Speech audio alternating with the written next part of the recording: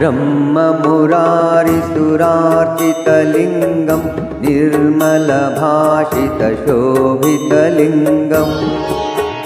जन्मजदुःखविनाशकलिङ्गं तत्प्रणमामि सदा शिवलिङ्गम्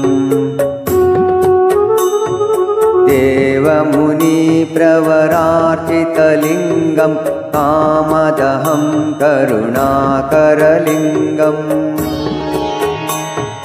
रावणदर्पविनाशकलिङ्गं तत्प्रणमामि सदा शिवलिङ्गम्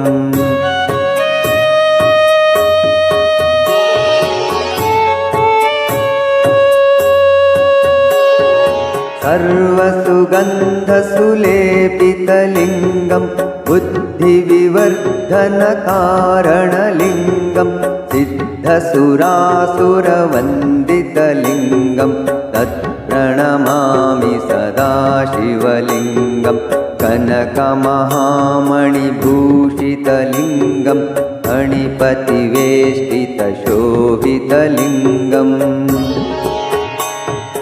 दक्षसुयज्ञविनाशनलिङ्गं तत्प्रणमामि सदा शिवलिङ्गम् कुङ्कुमचन्दनलेपितलिङ्गं पङ्कजहारशुशोभितलिङ्गम् सञ्चितपापविमोचनलिङ्गं तत्प्रणमामि सदा शिवलिङ्गम्